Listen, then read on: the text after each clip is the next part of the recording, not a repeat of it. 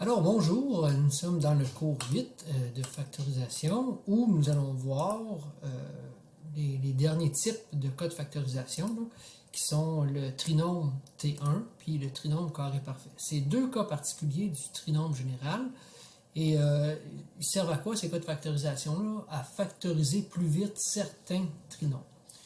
Et bon, alors, allons-y avec le trinôme T1. Donc, un trinôme T1, c'est quoi? C'est un trinôme qui va commencer par 1x2. Le reste, ça peut être n'importe quoi, mais en autant que le coefficient du premier terme, ici, en x2, soit 1. Donc, pour le factoriser, ce trinôme-là, ce qu'on doit faire, c'est que on va toujours ouvrir deux parenthèses, puis au début de chacune de ces deux parenthèses-là, ce sera toujours la racine carrée du premier terme, donc ici, x, x, x. Et ensuite, pour trouver les deux termes qui vont ici, mais on sait que les deux termes qui sont ici, quand on va les multiplier ensemble, il faut que ça donne le dernier terme ici, 12. Donc, ce que ça me prend, c'est des facteurs de 12. Mais pas n'importe lequel. Ça me prend des facteurs du troisième terme, de 12, qui, additionnés ensemble, vont donner le coefficient ici, vont donner le 7. Donc, les facteurs de 12 qui additionnés donnent 7, c'est 3 et 4. Donc, 3, 4, plus 3, plus 4. Si on avait eu des nombres négatifs ici, ben, ça aurait été, j'aurais ajusté le signe en conséquence. Et n'oubliez pas la cinquième étape, oui, d'être content. Alors allons-y maintenant avec l'exemple 2. Donc factorise x2 plus 5x moins 36, encore le même principe, deux parenthèses. Ça commence par 1x2, donc au début de chacune des parenthèses, je vais avoir x, x, et ensuite des facteurs de moins 36 qui additionnés donnent 5. Donc je vais avoir moins 4 et 9.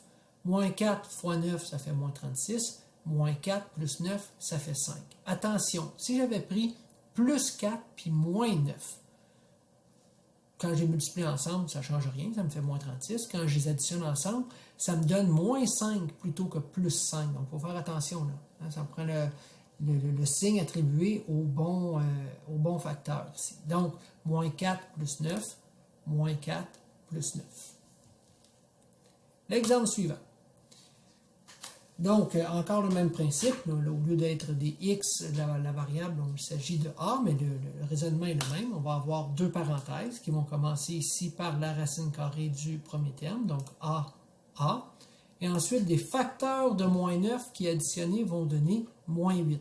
Donc, ça sera quoi? Ce sera moins 9 et 1.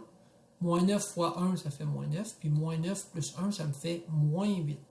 Donc, moins 9 ici, puis dans l'autre, plus 1. Voilà. L'exemple 4, ici est un petit peu différent parce que, vous voyez ici, j'ai besoin de... au départ, on va les mettre x, x, ça va. Mais ensuite, j'ai besoin des facteurs de 8 qui additionnés vont donner moins 6. Donc, deux nombres qui, lorsqu'on les multiplie ensemble, ça donne un nombre positif, mais quand on les additionne, ça donne un nombre négatif. Donc, pour ça, je vais avoir besoin de deux facteurs négatifs. Moins 4 puis moins 2, si je les multiplie ensemble, ça me donne plus 8. Mais si je les additionne, ça me donne moins 6, donc moins 4, moins 2. Donc, l'exemple numéro 5, trouve les valeurs qui annulent le polynôme. Donc, on veut s'arranger pour trouver les valeurs de x qui feraient en sorte que le polynôme serait égal à 0. Et pour la factorisation, ici, c'est exactement le numéro précédent. Donc, je vais passer vite sur la factorisation. C'est x moins 4, x moins 2. Maintenant, pour trouver les valeurs qui annulent le polynôme, chacun des facteurs va générer une réponse. Donc, la première, x moins 4 qui vaut 0. Et la deuxième, x moins 2 qui vaut 0. Donc, x moins 4 qui vaut 0. Si j'isole x ici, ça va me donner, en faisant plus 4 de chaque côté, x égale 4. Et de l'autre, ici, en faisant plus 2 de chaque côté, x égale 2. Donc, ma réponse, 2 et 4. Parlons maintenant de trinôme carré parfait. Qu'est-ce qu'un trinôme carré parfait? Je vous présente ici, 9x2 moins 24x plus 16. Un trinôme carré parfait, c'est quoi? C'est un trinôme qui provient d'un binôme élevé au carré, donc d'une parenthèse à la 2. Donc, pour reconnaître que c'est un trinôme carré parfait, ce qu'on doit faire, c'est que je dois vérifier, premièrement, qu'il y a trois termes. Okay. Deuxième chose que je dois vérifier, il faut que le premier terme puis le dernier, ce soit des carrés parfaits. 9x2, est-ce que c'est un carré parfait? Oui, parce que la racine carrée de 9x2, ça arrive juste 3x. Racine carrée de 16, 4, oui, ça marche. Bon, après ça, il faut que je vérifie avec le deuxième terme. Hein, ça ne peut pas être n'importe quoi dans le milieu. Donc, comment je fais pour le vérifier? Bien, lorsque je vérifie avec la racine carrée de 3x2, là, qui était 3x, puis je vais l'écrire ici. Donc, la racine carrée de 9x2, c'est 3x. La racine carrée de 16, c'est 4. Bien, là, je vérifie 3x fois 4, puis après ça, fois 2.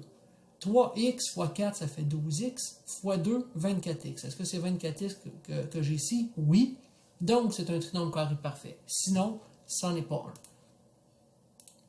Je vais effacer les petites entrées.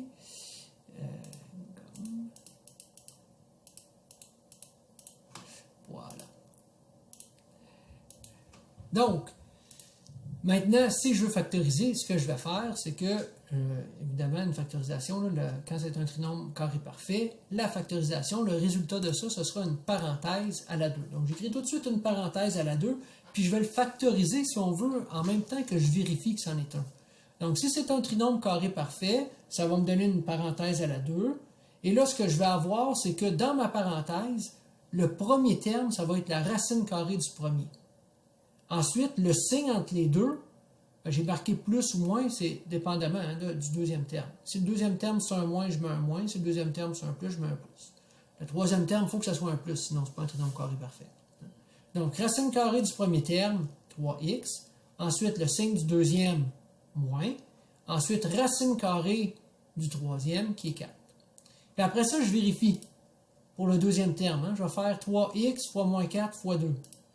3x fois moins 4 fois 2, oui, ça fait moins 24x, moins 24x. Donc, c'est un trinôme carré parfait et en même temps, il est déjà factorisé.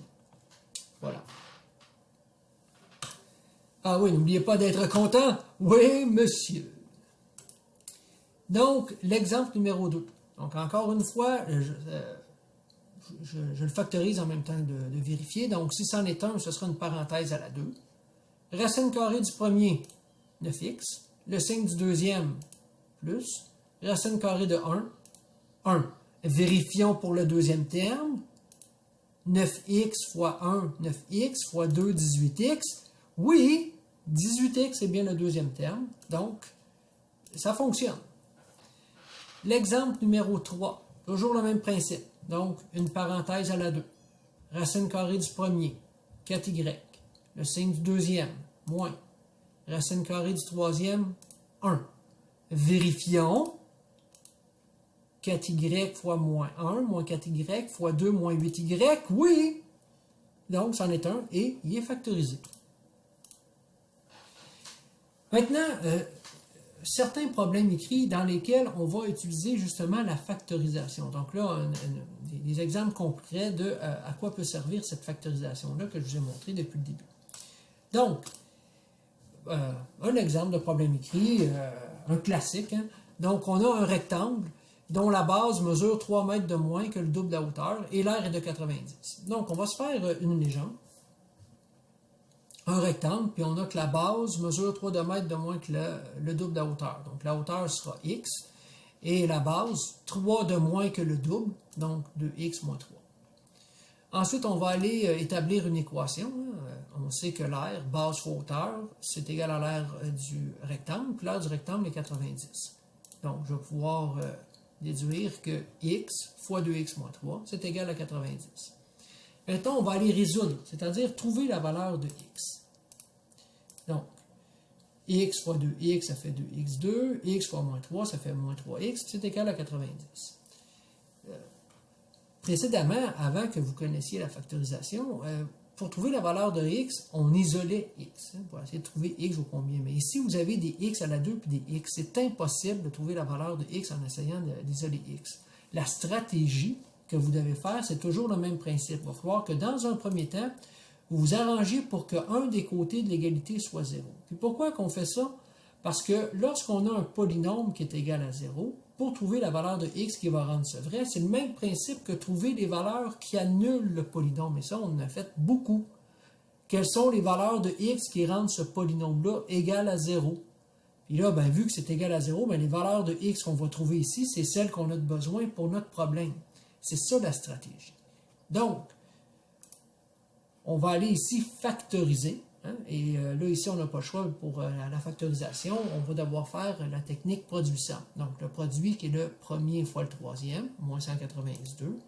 La somme qui est moins 3x. Et là, je dois trouver des facteurs de moins 192 qui additionnés vont donner moins 3. Et ça, il s'agit de 12x moins 15x. Si je les multiplie ensemble, ça fait moins 180. Si je les additionne, ça donne moins 15. Donc, je prends mon polynôme qui était ici, 2x2, au lieu d'écrire moins 3x, je le remplace par plus 12 moins 15x. Hein? Puis le moins 90 reste là, il n'y a pas de changement, égal à 0. Ensuite, ben là, je peux faire mes petits paquets. Hein? Donc, les deux premiers paquets ensemble, puis après ça, ces deux-là ensemble. Donc, 2x fois x, j'ai 2x2 plus 12x, donc le facteur commun pour les deux premiers ici, c'est 2x, il va me rester x plus 6. Et pour le deuxième paquet ici, le facteur commun, j'ai le choix de prendre 15 ou moins 15. Mais si je veux avoir la même parenthèse qui commence par 1x et non pas moins x, je vais prendre comme facteur commun moins 15. Donc, je vais avoir moins 15, parenthèse x plus 6. Vous voyez, x plus 6, c'est la même parenthèse qui va être mon facteur commun. Et dans l'autre parenthèse, je vais mettre ce qui me reste, 2x moins 15. Voilà. Donc, maintenant, une fois que c'est factorisé, deux réponses possibles. Soit que x plus 6 est égal à 0, ou encore, ben oui, avec x plus 6 qui est égal à 0, on peut aller isoler x qui va me donner x qui vaut moins 6. Et la deuxième réponse possible, oui, mais attention, avant de trouver la deuxième réponse possible, cette première réponse-là, est-ce qu'elle a de l'allure? Ben regardez, si je remplace x par moins 6 ici, ça va me donner un côté qui est négatif. Ça a-tu de l'allure, ça? Non! Non. Donc, ça va être à rejeter cette valeur de x qui vaut 6 parce que ça engendre des dimensions négatives. Pour la deuxième réponse possible, 2x moins 15 égale 0, on est capable d'isoler x et ça va nous donner x qui vaut 7,5. Et là, x qui vaut 7,5, ça fonctionne. Maintenant, la réponse dans le contexte. Hein, on va aller déjà identifier chacun des côtés. Donc, x vaut 7,5. Ensuite, le 2x moins 3, si on le calcule, hein, 2 fois 7,5, 15, moins 3, ça fait 12. C'est pour ça que c'est écrit 12. Puis ensuite, qu'est-ce qu'on veut? On veut le périmètre. Bon, ben, le périmètre, c'est quoi? C'est 2 fois longueur plus largeur. Hein? Donc, 2 fois 7,5 plus 12. Et ça nous donne 39 mètres. Donc, la réponse finale, le périmètre est de 39 mètres. Alors, voilà pour ce cours et bonne continuation.